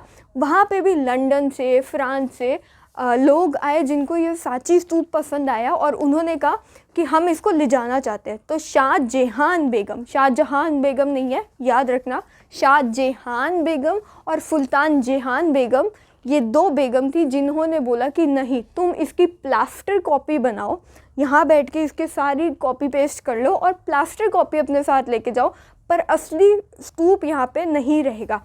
इसी रीज़न से हमारा जो सांची का स्तूप है बच गया। और इनको पैसों का लालच भी दिया था कि ठीक है, हम तुम्हें पैसे दे देते, मुंह मांगे पैसे दे देंगे, हमें स्तूपा दे दो, पर इन्होंने मना कर दिया। पर ये कह सकते हैं कि अगर कोई और राजा या फिर कोई सुल्तान होता तो शायद वो पैसों के लालच में आके सांची को अभी तक बेच चुका होता, सांची का जो स्तूप है उसको बेच चुका होता। तो कह सकते हैं कि इन 2 मुस्लिम लेडीज़ ने बहुत ही हेल्प करी हमारे पास्ट को रिवाइव करवाने में और हमारे पास्ट को जिंदा रखने में, जिसके थ्रू हमें पता चला कि बुद्धिज़्म में क्या क्या चीज़ें इम्पोर्टेंट है। उसके बाद अपना पढ़ लेना, बुक रीड कर लेना, इसमें यही है। अब नेक्स्ट टॉपिक आ जाता है आपका स्कल्पचर्स। नेक्स्ट टॉपिक आपका स्कल्पचर्स। अब बेसिकली यहाँ क्या है कि ये जो गेटवे आपको बना के दिखाया है, इसके ऊपर ड्राइंग्स वगैरह बनी हुई थी। ये जो गेटवे आपको बना के दिखाया हुआ है ना बुक में भी, उसके ऊपर बहुत सारी ड्राइंग्स बनी हुई है। अब स्टोरीज़ इन स्टोन 9.1 जो है, अब ये क्या है कि हमें स्टोन्स के ऊपर इन्होंने स्टोरीज़ बना रखी है, तो हमें ऐसे तो नहीं समझ आएगी, राइट। पिक्टोग्राफी अकेले चीज़ों को नहीं समझा पाती, आपको उसके साइड में उसकी कुछ चीज़ें लिखनी पड़ेंगी ताकि हमें समझ आ पाए कि इसके अंदर लिखा क्या है। अब लोगों ने फॉर एग्ज़ाम्पल यहाँ पे 2 मोर बने हुए हैं, अब उसकी क्या कहानी है हमें नहीं पता ना। सबसे पहले ये जो गेटवे है यहाँ पे कुछ बना हुआ है, इसकी क्या स्टोरी है हमें तब पता चलेगा ना जब इसके साइड में इसकी रेलेवेंस या फिर इसकी जो स्टोरी है लिखी होगी। तो वो चीज़ थी। अब यहाँ पे क्या बता रखा है, सबसे पहले वेसनतारा जातक। जातक क्या होती है, स्टोरीज़, किस में, बुद्धिज़्म में। जातक याद रखना, जातका जो होती है वो बुद्धिज़्म में स्टोरीज़ होती है। वैसे ही एक स्टोरी का नाम है वेसनतारा जातका। उसमें ये बताया है कि कैसे एक जो किंग था, एक प्रिंस था एक्चुअली, उसने सारी चीज़ों को ब्राह्मणों में दान में दे दिया और उसके बाद वो खुद बुद्धिज़्म के पाथ पे चलने लग गया। ये है हमारी वेसनतारा जातका। उसमें बताया कि उसने सारी चीज़ों को ब्राह्मणों को दे दिया और उसके बाद अपनी लैविश लाइफ को छोड़ा और लग्जूरियस लाइफ को छोड़ा और बुद्धिज़्म की राह पे वो चल पड़ा ताकि वो भी एक भिक्खू बन पाए और उसके बाद जब उसको सैल्वेशन मिल जाए या फिर उसको एनलाइटन हो जाए जब वो, उसके बाद वो बोधिसत्ता बन पाए। समझ आया। ये थी आपकी स्टोरी। सिंबल किस में, स्कल्पचर में या फिर स्टोन में। उसके बाद नेक्स्ट टॉपिक आपका आता है symbols of worship. Symbol of worship वो भी इन्हीं गेटवेज में से ही कहीं मिलता है हमें। क्या कि वहाँ पे आपका दे रखा है एम्प्टी सीट। अब मैं इसको रब कर देती हूँ।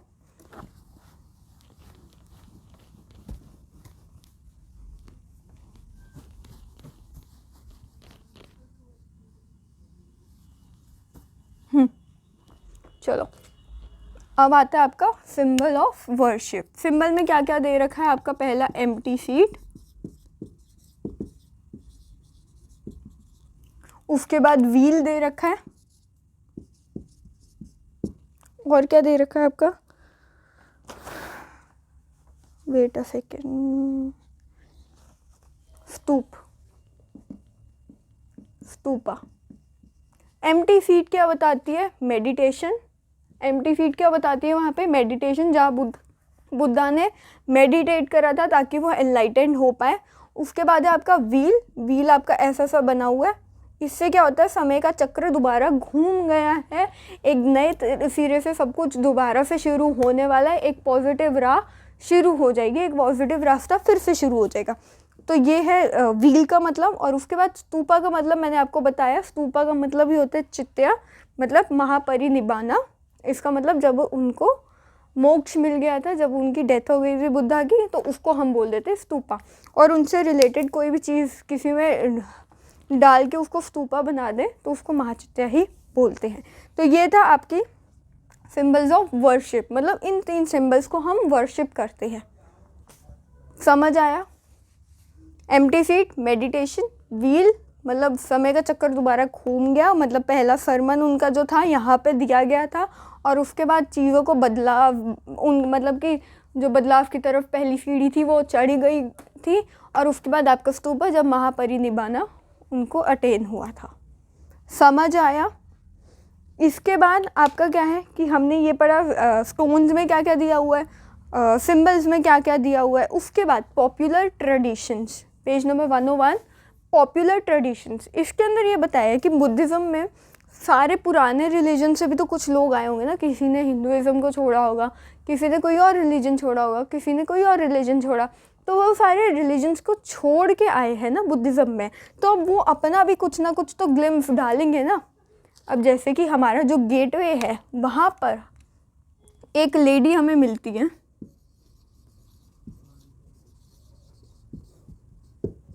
शालाभंजी का, वहाँ पे एक लेडी हमें मिलती है जिन्होंने ट्री को टच कर रखा है, मतलब पेड़ की जो टहनियाँ है वहाँ से वो लटकी हुई है।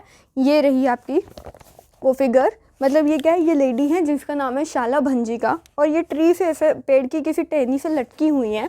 और लोगों का ये बिलीफ है, जो दूसरे ट्रेडिशन से आए थे वो मानते हैं कि ये एक ऐसी लेडी है जिनके एक टच से एक मरा हुआ जो प्लांट है वो भी दोबारा ज़िंदा हो जाता है, उस पर लीव्स आती है, उस पर फ्लावर्स आते हैं, उस पर फ्रूट्स आ जाते हैं और वो दोबारा से हमारे लिए पॉजिटिव चीज़ें लाता है हमारी लाइफ के अंदर भी। उनका बेसिकली ये था शालाभंजी का, जिनके एक टच से भी एक मरा हुआ प्लांट भी ट्री में कन्वर्ट होगा, फ्रूट्स बनाएगा, फ्लावर्स बनाएगा, वो ये सब करेगा। तो ये क्या है, ये शालाभंजी का बुद्धिज़्म में नहीं थी, ये किसी बाहर के ट्रेडिशन में थी और इनको लकी मान के इन्होंने कहा कि बुद्धिज़्म भी बहुत अच्छा फैले, तो इसीलिए उसको लकी मान के इन्होंने उनकी गेटवे की जो एंट्रेंस है, बेसिकली स्तूपास की जो एंट्रेंस है उसमें बना दिया। समझ आया? मतलब कि सिर्फ बुद्धिज़्म उससे रिलेटेड नहीं है, बाहर के लोग आके अपनी चीज़ें भी बना रहे हैं ताकि बुद्धिज़्म को और ज़्यादा प्रमोट कर पाएँ। समझ आया? इसके बाद हमें एनिमल्स भी मिल रहे हैं कि यहाँ पे एनिमल्स को भी बहुत ज़्यादा देखा जा रहा है। कैसे? फॉर एग्जांपल एलिफेंट है तो उसको हम स्ट्रेंथ और विजडम से जानते हैं कि एनिमल जो है हमें स्ट्रेंथ देता है, विजडम देता है। उसके बाद वहाँ पे हमें सर्पेंट मिला है, मतलब सांप मिला है। ये जो हमारे को स्नेक मिले हैं जिसको हम जैसे फॉर एग्जांपल शेषनाग है तो वो हमारे लिए पूजनीय है, राइट। तो हमने क्या करा कि इनको इधर भी बना दिया। क्यों बना दिया? क्योंकि हमने कहा कि ये और ज़्यादा लकी हो, इसलिए इनको इधर बना दिया। उसके बाद हमें यहाँ पे मिली है गजलक्ष्मी।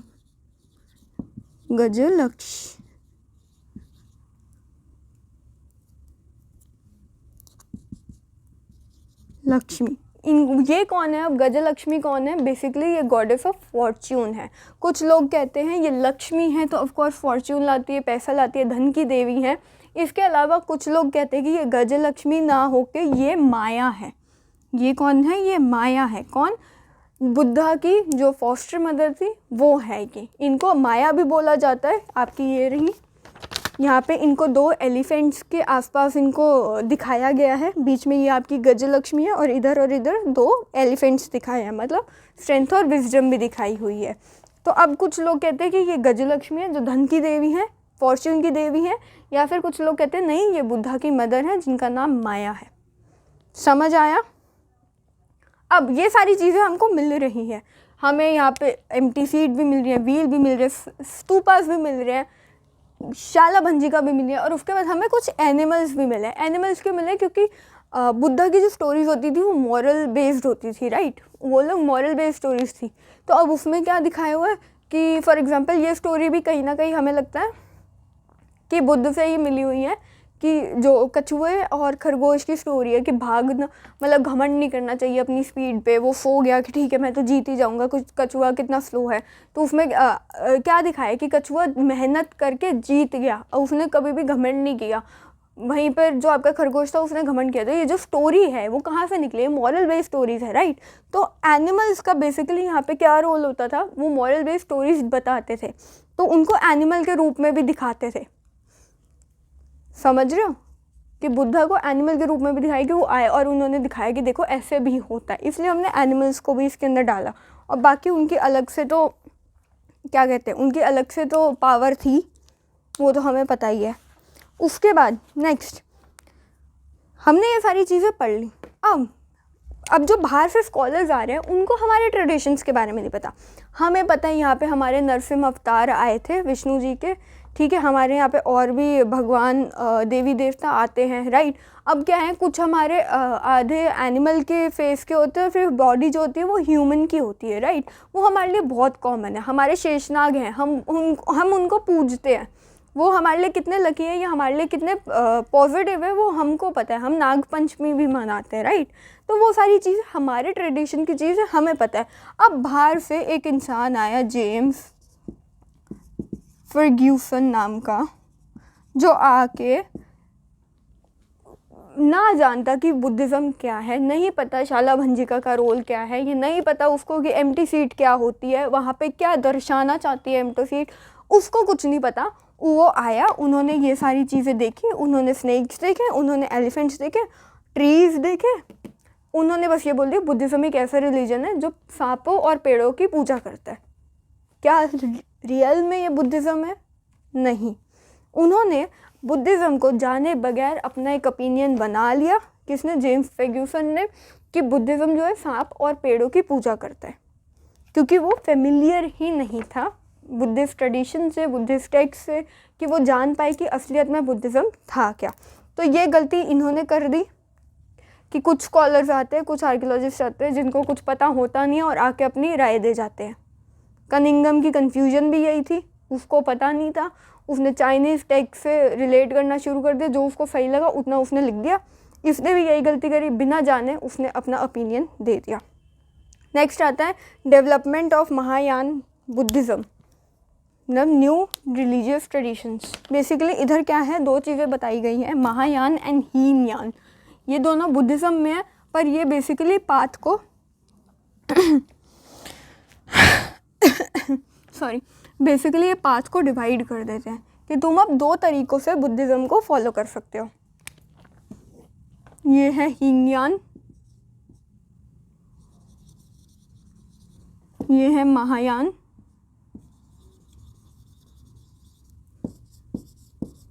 ग्रेटर व्हीकल,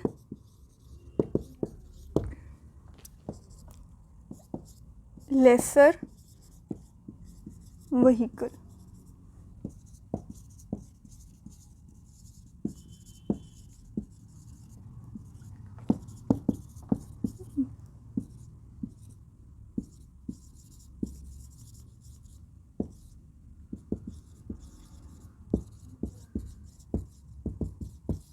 ठीक है, तो अब ये क्या हो रहा है, महायान और हीनयान बेसिकली ये बुद्धिज़्म के अंदर ही है, पर ये क्या होता है कि आपके पाथ को डिवाइड कर रहा है। आप दो तरीके से बुद्धिज़्म को फॉलो कर सकते हो, एक है रास्ता महायान का और एक है रास्ता हीनयान का। हीनयान को हम और क्या नाम से बुलाते हैं, लेसर व्हीकल, और महायान को क्या बोलते हैं, ग्रेटर व्हीकल। पर हीनयान कहते हैं कि हम तुमसे छोटे नहीं हैं, हम तुम्हारे इक्वल ही हैं, हम तुमसे छोटे नहीं हैं, हमें लेसर व्हीकल मत बुलाओ, हमें बुलाओ थेरी गाथा।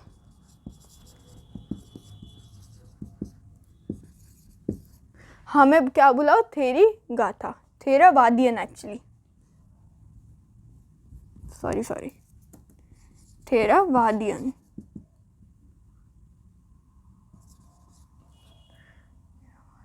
ठीक है, क्या इन्होंने बोला कि हम तुमसे छोटे नहीं हैं, हम तुमसे छोटे व्हीकल नहीं है, ना तुम ग्रेटर हो, सब इक्वल हैं, तो हमें लेसर व्हीकल ना बुला के हमें बोलो थेरावादा या फिर थेरावादियन।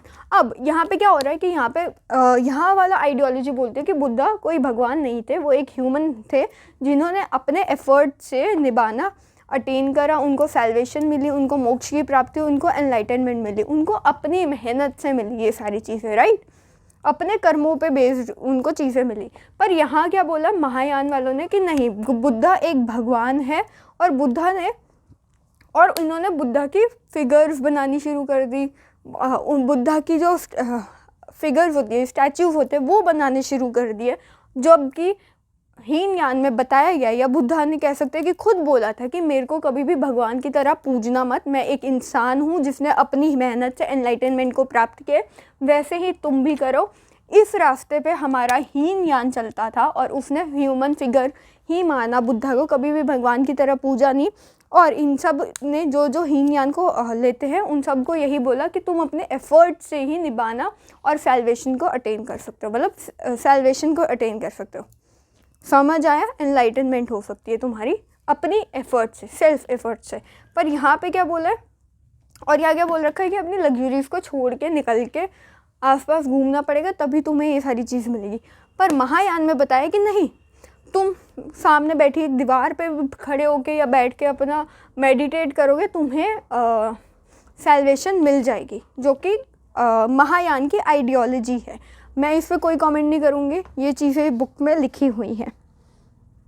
और क्या बताया कि यहाँ पे जो महायान के लोग हैं वो लोग जब वो जब एनलाइटेंड हो जाते हैं तो वो बोधिसत्ता बन के आगे भिक्खुस और भिक्खुनीस को पढ़ा सकते हैं, उनको रास्ता दिखा सकते हैं, कैसे उन्होंने एनलाइटनमेंट गेन करी वैसे ही वो भी कर सकते हैं। पर हीनयान में ऐसा नहीं है, यहाँ पे तुम्हें खुद ही एफर्ट्स करने पड़ेंगे। ये था आपका न्यू रिलीजियस ट्रेडिशन महायान और हीनयान में। ये आप देख सकते हो, बुद्धा को महायान वालों ने एक गॉड लाइक फिगर भी बना दिए, उनके स्टैच्यूज़ भी बना दिए, जबकि बुद्धा ने मना किया था कि ऐसा कुछ भी नहीं करना। अब ये सब हो रहा है, इसके अलावा ये तो नहीं है ना कि हमारी फिगर से हिंदुज़म ही चला जाएगा। हिंदुज़म की प्रेवलेंस तो कहीं से भी नहीं जाने वाली ना। तो अब हिंदुज़म के बारे में पढ़ते हैं। हिंदुज़म में 2 तरीके के भगवानों को माना जा रहा था, जिसमें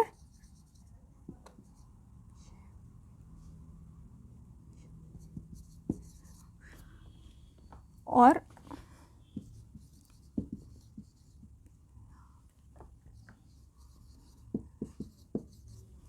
दो हो रहे थे, शैविज़म और वैष्णविज़म। इसमें क्या है, हम शिवा को पूजते हैं, इसके अंदर हम विष्णु भगवान को पूजते हैं। इनके 10 अवतार थे, इसमें ज़्यादा कुछ याद करने वाला है नहीं। और इनको हम लिंग और ह्यूमन फिगर की तरह पूजते हैं। बेसिकली कुछ नहीं है, इसमें यह था कि हमारी फिगर से कभी भी हिंदुइज़्म जा नहीं सकता, तो इसलिए शिव जी और विष्णु जी को हम पूजते हैं। उनको जो विष्णु को पूजते हैं उनको शैविज़म वाले उसमें डाल देते हैं। शिव वाले पूजने को हम बोलते हैं शैविज़म और विष्णु वाले को हम वैष्णविज़म बोलते हैं। उसके अंदर ये था कि शिव को हम लोग लिंग की फॉर्म में पूजते हैं या फिर एक ह्यूमन फिगर की फॉर्म में पूजते हैं। वहीं पर विष्णु के 10 अवतार है, नरसिम्हा, रामा, परशुराम, कृष्णा, ऐसे मिला के इनके 10 अवतार है। अलग अलग युगों में आते हैं, अलग अलग टाइम पीरियड्स में आते हैं और उनको हम पूजते हैं। अब और क्या बता रखा है कि धीरे धीरे जो आपका ट्रेडिशन कोई भी हो वो फैलना शुरू हो जाता है। फॉर एग्ज़ाम्पल जो हमारे कृष्णा है वो मथुरा के अंदर फेमस है, राइट। जो हमारे कृष्णा है वो मथुरा के अंदर फेमस है। पर ये तो नहीं ना कि मथुरा के लोग ही कृष्ण को पूजते हो, सारी दुनिया से आज, अब तो सारी दुनिया से, पूरे इंडिया से उस टाइम पे कृष्ण को पूजने आ रहे थे ना लोग, उनकी आरतियों में जाते, उनको पूजते। वैसे ही जगन्नाथ जी की अगर रथ यात्रा हो रही है तो सिर्फ पुरी या उड़ीसा के लोग तो नहीं जाते ना, साउथ से भी लोग जाते हैं, नॉर्थ से भी जाते हैं, ईस्ट से भी जाते हैं, वेस्ट से भी जाते हैं। तो इसका कहने का ये मतलब है कि कोई भी रिलीजन हो कभी ना कभी तो वो फैलना शुरू हो ही जाता है। और क्या बता रखा है कि इसके फोर्सेस क्या हैं, इसको पढ़ने के फोर्स क्या हैं। हमारे जो वैदिक पुराणास हैं उनके थ्रू हमें पता चलता है इन दोनों रिलीजन्स के बारे में, इन दोनों के तरीक़ों के बारे में, कि यहाँ पे हमें पुराणास के थ्रू ही पता चला कि हम शिव को लिंग की फॉर्म में भी पूजते हैं। और क्या बताया कि इस टाइम तक जो ब्राह्मण्स थे इन्होंने कहा हम पुराणिक ब्राह्मण्स हैं, हम ये नए वाले ब्राह्मण्स नहीं हैं जिन्होंने विमेन को और लोअर क्लास को रिस्पेक्ट नहीं दी। हम पुरानिक ब्राह्मण्स हैं और हम अपने साथ रेवोल्यूशन लाए हैं, अपने आप को चेंज करके लाए हैं। और इन्होंने अब जो पुरानिक ब्राह्मण्स थे उन्होंने इंटरैक्ट करना शुरू कर दिया लोगों के साथ। बेसिकली विमेन और जो लोअर क्लास थी उन लोगों के साथ इन लोगों ने इंटरैक्ट करना शुरू कर दिया। तो जब ये लोग भी विमेन को रिस्पेक्ट दे रहे हैं, उनको भी पूजा करने का मतलब पूरा हक दे रहे हैं, लोअर क्लास को भी ये सारे हक दे रहे हैं, तो फिर क्यों कोई बुद्धिज़्म या जैनिज़्म में जाए। तो ये ज़्यादा हमें कहाँ दिख रहा था, साउथ के अंदर। ये जो बुद्धिज़्म और जैनिज़्म था ये नॉर्थ साइड में तो बहुत अच्छे से फैल गया था, पर साउथ में आए हमारे ब्राह्मण्स और उन्होंने कहा हम पुरानिक ब्राह्मण्स हैं और हम विमेन के साथ भी अच्छे से रहेंगे, ये वो करेंगे। और इस रीज़न से साउथ के अंदर अभी के लिए उस टाइम पे मतलब साउथ में भी हमारा हिंदुइज़्म फैल गया। ब्राह्मण बुद्धिज़्म और जैनिज़्म वहाँ तक इतना रीच में पहुँचा ही नहीं, क्योंकि उन्होंने पहले ही खुद को चेंज कर लिया, तो दूसरे रिलीजन को अडॉप्ट करने की ज़रूरत ही क्या होगी, राइट। तो ये था आपका पुरानिक हिंदुइज़्म। अब इसके बाद बस 2 टॉपिक बचे हैं, बिल्डिंग टेम्पल्स और क्या क्या प्रॉब्लम हमारे आर्कियोलॉजिस्ट को आई। ये तो हम ऑलमोस्ट हर बार ही पढ़ते हैं, तो इसमें तो कुछ नया है नहीं। बस टेम्पल्स का मेन टॉपिक है आपका क्या, कि आपके जो स्टार्टिंग में टेम्पल्स होते थे ना, वो ऐसे होते थे। एक रूम बना होता था, और रुको थोड़ा नीचे बनाती हूँ। जो आपके स्टार्टिंग में टेम्पल्स होते थे ना, वो एक ऐसे होते थे, एक रूम बना होता था, उसके अंदर मूर्तियाँ रखी होती थी, एंट्रेंस होती थी, यहाँ से जाओ पूजा करो और वापस आ जाओ, बाहर आ जाओ, बस कुछ नहीं है। पर धीरे धीरे जैसे जैसे टाइम बढ़ा, उसके ऊपर आपका शिखर बनने लग गया।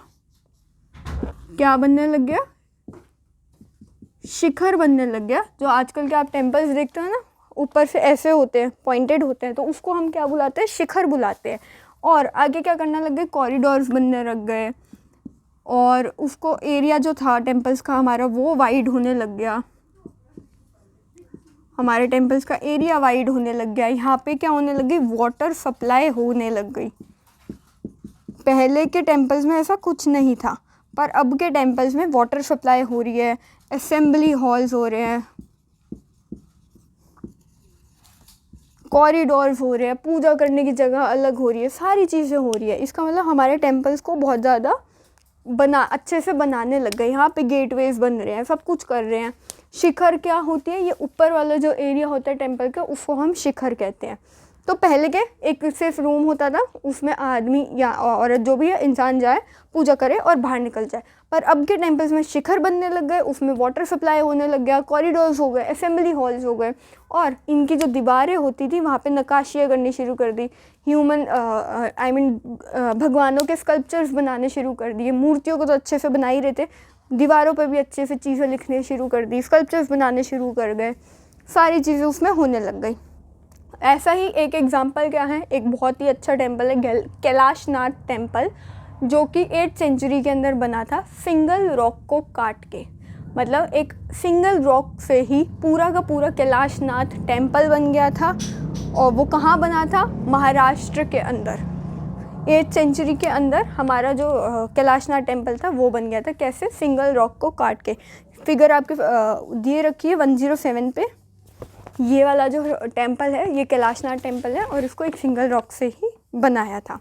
अब ये सारी चीज़ें तो समझ आ गई, टेम्पल्स कैसे बन रहे हैं हिंदूज़ में, और उसमें क्या क्या चीज़ें हो रही हैं, बहुत अच्छे अच्छे से भी बन रहे हैं। लास्ट है कि क्या क्या प्रॉब्लम्स फेस करी हैं हमारे स्कॉलर्स जो थे या आर्कियोलॉजिस्ट जो थे, बेसिकली यूरोपियन स्कॉलर्स थे, उन्होंने क्या प्रॉब्लम फेस करी जब ये लोग स्टडी करना है हमारे रिलीजन को। तो पहली बात तो वो लोग फेमिलियर ही नहीं थे हमारे रिलीजन से।